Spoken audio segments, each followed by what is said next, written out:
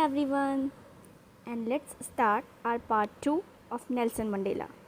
हम यहाँ पर थे कि it is from these comrades in the struggle that I learned the meaning of courage. Nelson Mandela कहते हैं कि ये वही कॉमरेड्स थे, इनसे ही मैंने सीखा कि करेज का मतलब क्या होता है. कॉमरेड्स क्या होते हैं? कॉमरेड्स वो संगी साथी थे जो इनके साथ साउथ अफ्रीका को आज़ाद करने के लिए लगे हुए थे, आप कह सकते हैं. मतलब इन्हीं की कम्युनिटी के मेंबर थे, इन्हीं की पार्टी के जो मेंबर थे, जो इनके कलीग्स वगैरह थे, वो सब कॉमरेड्स थे. ओके, सो करेज का मतलब क्या होता है? साहस. तो नेल्सन मंडेला कहते हैं कि इनसे ही मैं सीखता हूँ साहस का असली मतलब क्या है. Time and again I have seen man and women risk and gave their lives for an idea. मैंने देखा है, क्या देखा है कि किस तरीके से लोग, चाहे वो मेन हो चाहे वुमेन हो, अपनी लाइफ को रिस्क में डाल देते हैं सिर्फ एक आइडिया के लिए. आइडिया वो भी क्या? Freedom. Okay, I have seen man stand up to attacks and torture without breaking. अब ये क्या कह रहे हैं? अब ये ऑप्रेसर की बात कर रहे हैं, जो कि जुल्म कर रहा था, वो भी तो एक इंसान ही था. तो मैंने ऐसे लोगों को भी देखा है कि जो टॉर्चर कर रहे हैं, जो अटैक कर रहे हैं बिना ब्रेकिंग. मतलब उनके मन में ज़रा सा भी ये नहीं है कि सामने वाले को कितना दर्द मैं दे रहा हूँ, उसके अंदर ये भी नहीं है, और वो बिना ब्रेक हुए ये काम करते जा रहा है. Showing a strength and resilience that defies the imagination. Resilience का मतलब क्या होता है? रिसाइलेंस का मतलब the ability to deal with any kind of hardship and recover from its effects. मतलब क्या है कि चाहे जिस तरीके का भी दर्द हो, चाहे जैसी कठिनाई हो, हर चीज़ से आप जीत जाओ या आप उस चीज़ से डील कर लो. कहने का मतलब कि आप उस चीज़ को सह लो, इतनी स्ट्रेंथ हो आप में. इस चीज़ को हम रिजाइलेंस बोलते हैं. Showing a strength and resilience that defies the imagination. मतलब सोच भी नहीं सकता इंसान कि इतना ज़्यादा कोई किसी के अंदर स्ट्रेंथ हो भी सकता है. I learn that. मैंने क्या सीखा? The courage was not the absence of fear but Trump over it. Very important, बहुत ही ज़्यादा अच्छी बात और इम्पॉर्टेंट बात कही इन्होंने कि साहस होने का ये मतलब नहीं होता कि आप डरे नहीं. It is not the absence of fear but Trump over it, बल्कि आप वहाँ से जीत करके आएँ. The brave man is not he who does not feel afraid but he who conquers that fear. Exactly. So brave man वो नहीं है जो कि फियर को फील नहीं करता है, बल्कि वो फियर को फील करते हुए उस चीज़ से जीत जाए, उसे हम ब्रेव मैन कहते हैं. No one is born hating another person because of the colour of his skin और हिज बैकग्राउंड और हिज रिलीजन. कोई भी ऐसा नहीं है जो कि इस फीलिंग के साथ पैदा हुआ हो कि हमें ऐसे इंसान से हेट करना चाहिए जिसका कि कलर हमसे मैच नहीं करता, जो जिसका बैकग्राउंड हमसे मैच नहीं करता, जिसका रिलीजन हमसे मैच नहीं करता है. ये फीलिंग किसी में भी नहीं होती है, बाय बर्थ तो नहीं होती है ना. ऐसा नेल्सन मंडेला कहते हैं. फिर उसके बाद people must learn to hate and if they can learn to hate they can taught to love. ये सारी चीज़ें लोगों को सिखाई जाती हैं. इस तरीके से नफ़रत करना उन्हें सिखाया जाता है. तो अगर उनको नफ़रत करना सिखाया जा सकता है तो उन्हें प्यार करना भी सिखाया जा सकता है. For love comes from naturally to the human heart than its opposite. क्योंकि जो लव है, जो प्रेम है, वो इंसान के अंदर से नेचुरली आता है. मतलब आपको नफ़रत सिखानी पड़ेगी, बट जो लव वाला कैरेक्टर होता है वो नेचुरल रहता है हर इंसान में.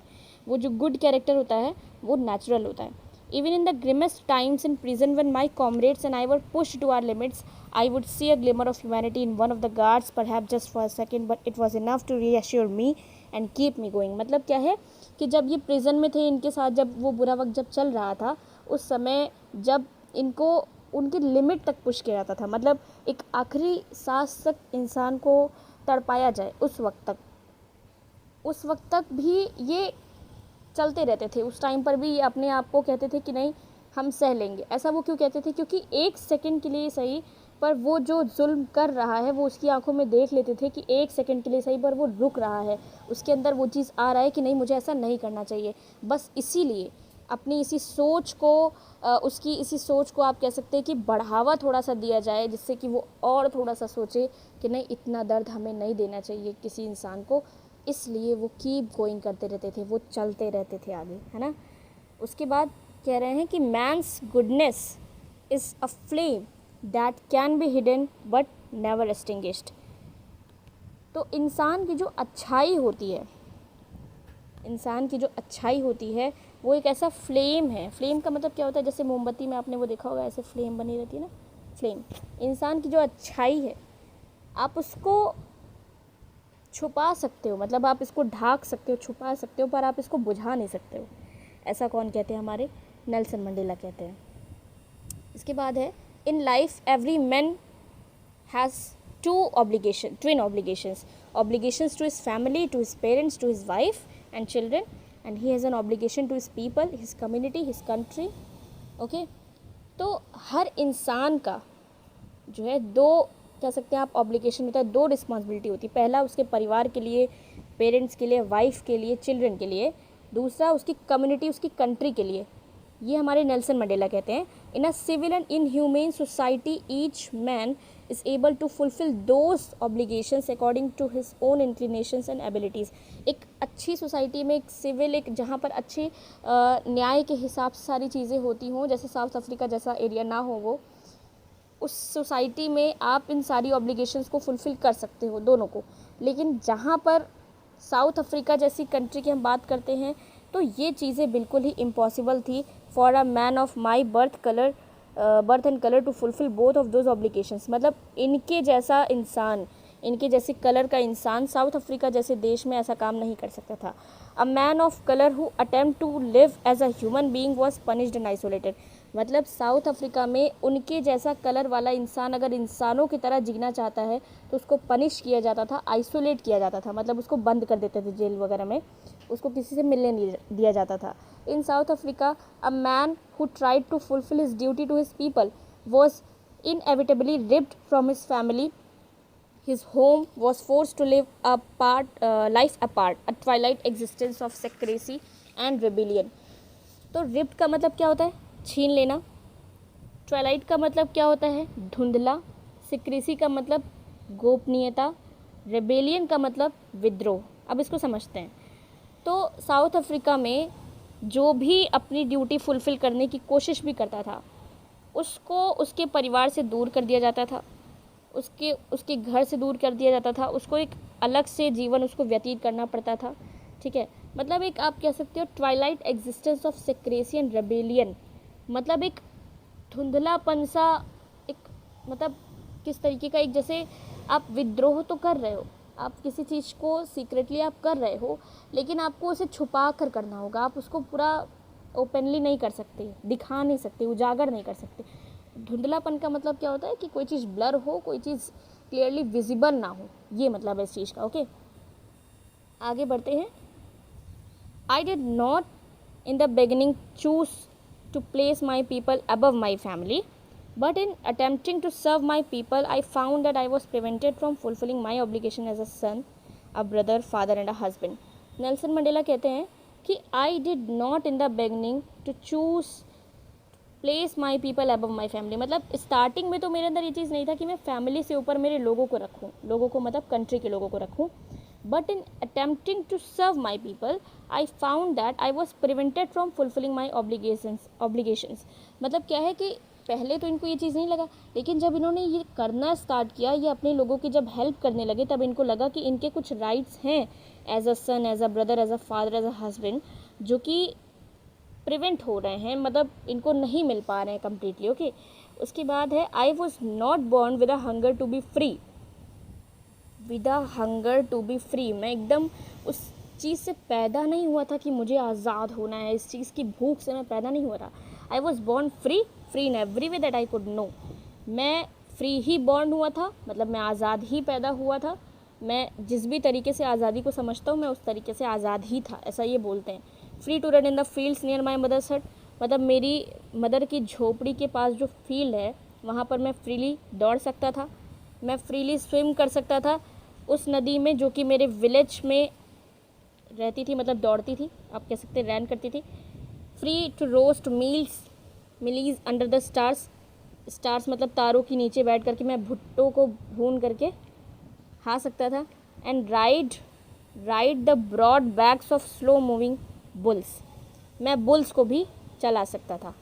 As long as I obeyed my father, मतलब जैसे जैसे मैं अपने फादर का ओबे करता गया and abided by the customs of my tribe, I was not troubled by the laws of man और गॉड। सिंपल सी बात है कि मतलब जब ये अपने अंडर में थे, जब अपने परिवार के साथ में थे, जब अपने मतलब कंट्री के बारे में कुछ नहीं सोच रहे थे, जस्ट एक नॉर्मल इंसान की तरह, जैसे हम और आप अपने परिवार के साथ रहते हैं, अपने मदर फादर की बातें मानते हैं, जो भी चीज़ें हैं सब कुछ समाज के हिसाब से करते हैं, रिचुअल्स के अकॉर्डिंग करते हैं, वैसे जब ये थे तब ऐसा इनको कुछ फील नहीं हुआ कि हाँ ये फ्री नहीं है, ऐसा इनको कुछ भी नहीं लगा। लेकिन उसके बाद क्या है कि it was not only when I began to learn my boyhood freedom was an illusion. फिर उसके बाद इनको धीरे धीरे चीज़ें एहसास होती हैं कि इनका जो बॉयहुड फ्रीडम था वो एक इल्यूजन था, मतलब एक बस लग रहा था इनको कि इनको पूरी आज़ादी मिली है, पर ऐसा था नहीं। When I discovered as a young man that my freedom had already been taken from me, that I began to hunger for it. जब इनको ये एहसास हुआ कि इनकी जो फ्रीडम है, इनकी जो आज़ादी ऑलरेडी इनसे छीनी जा चुकी है, तब इनके अंदर ये चीज़ हुआ, तब इनके अंदर ये भूख पैदा हुई इस फ्रीडम को छीनने की। ओके, फिर उसके बाद है at first as a student I wanted freedom only for myself. जब मैं एक स्टूडेंट के तौर पे था, जैसे मेरे और आपके जैसे एक नॉर्मल स्टूडेंट, तब एक सिंपल सा इनका मानना था कि बस मुझे सिर्फ आज़ादी चाहिए। Transient freedom of being able to stay out at night, मतलब रात में मैं बाहर रह सकूँ, उस चीज़ की फ्रीडम, मैं पढ़ सकूँ इस चीज़ की फ्रीडम, मैं जहाँ चाहूँ वहाँ जा सकूँ इस चीज़ की फ्रीडम। और जब मैं एक यंग मैन, मतलब जब एक नौजवान बन जाते हैं, ये एक आदमी बन जाते हैं जोहान्सबर्ग में, ये एक जगह का नाम है, तब मेरे अंदर यर्न का मतलब क्या होता है, यर्न का मतलब क्या होता है, क्रेविंग होता है। Okay, for the basic and honourable freedoms of achieving my potential, of earning my keep, of marrying and having a family, freedom not to be obstructed in a lawful life. जब एक young man की तरह ये Johannesburg में रहने लगे, तब इनके अंदर आया कि मैं सिर्फ इतनी फ्रीडम अब चाहता हूँ कि मेरे जो बेसिक राइट्स हैं वो मुझे मिले, जैसे कि अपने पोटेंशियल को ये अचीव कर पाएँ, जहाँ तक ये अर्निंग करना चाहे कमा पाएँ, उसको अपने पास रख पाएँ, मैरी यानी कि शादी कर सके, फैमिली रख सके, ये सारी चीज़ें। The freedom not to be obstructed in a lawful life, एक लॉफुल लाइफ में इनकी ये फ्रीडम इनसे ना छीनी जाए, सिंपल सी बात है। ऑब्स्ट्रक्टेड का मतलब होता है बाधित, मतलब बांधना किसी चीज़ के लिए, फ्रीडम का अपोजिट होता है। But then I slowly saw that not only was I not free but my brothers and sister were not free.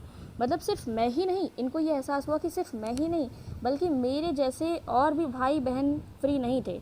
It was not just my freedom that was cartel, सिर्फ इनकी ही freedom इनसे नहीं छीनी गई थी। Cartel का मतलब होता है रिड्यूस, इनकी ही फ्रीडम इनसे कम नहीं की गई थी, छीनी नहीं गई थी, बल्कि इनके जैसे दिखने वाली सबकी फ्रीडम छीन ली गई थी। और तभी अफ्रीकन नेशनल कांग्रेस को ज्वाइन करते हैं, तभी इनके अंदर वो भूख पैदा होती है, ठीक है, कि ये साउथ अफ्रीका को आज़ाद कराएंगे या अपने जैसे सभी लोगों को आज़ाद कराएंगे, ऐसा इनके मन में आता है। और उनके अंदर ये डिज़ायर भी आती है कि to live their lifes with dignity. Dignity का मतलब होता है कि एक अच्छा, आप समझ सकते हो कि एक अच्छे लेवल का इंसान, अच्छे लेवल का मतलब जो अपने अकॉर्डिंग चीज़ों को करे, जिसकी एक पर्टिकुलर पोस्ट हो, जिसका एक रुतबा हो, आप समझ सकते हैं, उस तरीके का इंसान। Dignity and self respect that animated my life that transformed a frightened young man into bold one. Frightened मतलब एक डरा हुआ इंसान, एक डरे हुए इंसान को बोल्ड वन में, जो कि बिल्कुल निडर हो, उस तरीके का कन्वर्ट कर दिया गया उसको। मतलब एक अलग तरीके के इंसान ये बनते चले गए। Law abiding attorney to become a criminal. Law abiding का मतलब क्या होता है कि पहले ये सारी चीज़ें अकॉर्डिंगली करते थे, जैसे सब चल रहा था वैसे चल रहा था, अब ये क्रिमिनल की तरह आ रहे हैं। तो क्रिमिनल ये रॉन्ग सेंस में बिल्कुल भी नहीं है। जैसे कि आप ऐसे समझिए, जब इंडिया में ब्रिटिशर्स आए तब उन्होंने कुछ नियम बनाए थे, तो वो नियम हमारे लिए अच्छे नहीं थे, तो हम उसको अगर फॉलो नहीं करेंगे तो उनकी नज़र में हम क्रिमिनल हुए। सिमिलरली साउथ अफ्रीका में जो वाइट्स ने जब रूल किया, तब उन्होंने कुछ नियम बनाए कि ब्लैक्स यहाँ नहीं जाएंगे, ब्लैक्स वहाँ नहीं जाएंगे, ब्लैक्स ये नहीं करेंगे, ब्लैक्स वो नहीं करेंगे। तो जब उन चीज़ों को इन्होंने फॉलो करना बंद किया, तब उनकी नज़र में वो क्या बन गए, क्रिमिनल बन गए। तो वही कह रहे हैं कि लॉ अबाइडिंग अटॉर्नी से एक क्रिमिनल भी बन गए, ठीक है, फ्रीडम पाते पाते। That turned a family loving husband into a man without a home. एक फैमिली लविंग हस्बैंड मतलब एक ऐसा इंसान जो कि फैमिली से प्यार करता था, एक अच्छा इंसान था, अब वो एक ऐसा इंसान बन गया जिसके पास घर ही नहीं है ना। Life loving man to live like a monk. Life loving का मतलब समझते हैं कि जिसको अपनी ज़िंदगी से प्रेम हो, एक ऐसा इंसान जो कि अब मॉन्क की तरह बन गया। मॉन्क मतलब साधु संत, जो बिल्कुल एकदम आप कह सकते हैं कि ज़िंदगी से उनकी सारी मोह माया उठ चुकी होती है, ऐसे इंसान। तो इस तरीके के नेल्सन मंडेला बन चुके थे। I am no more virtuous और self sacrificing than the next man, but I found that I could not even enjoy the poor and limited freedoms I was allowed when I knew my people were not free. जैसे जैसे इनको चीज़ें एहसास होती गई कि ऐसी ऐसी फ्रीडम भी हमको नहीं दी जा रही जो कि हमारी होनी चाहिए, तो इनको धीरे धीरे ये चीज़ें बिल्कुल अच्छी नहीं लगी। ये बहुत ही इनको बेकार फील होने लगा जब इनको लगा कि इनकी सारी जो फ्रीडम्स हैं, इनकी जितनी भी आज़ादी है, सब कुछ छीनी जा चुकी है। Freedom is indivisible. Nelson Mandela क्या कहते हैं?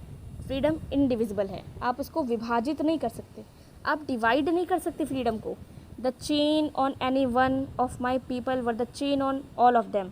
अगर किसी भी एक ब्लैक पर्सन के ऊपर अगर चेन है तो इसका मतलब कि पूरी की पूरी कम्युनिटी पर चैन है।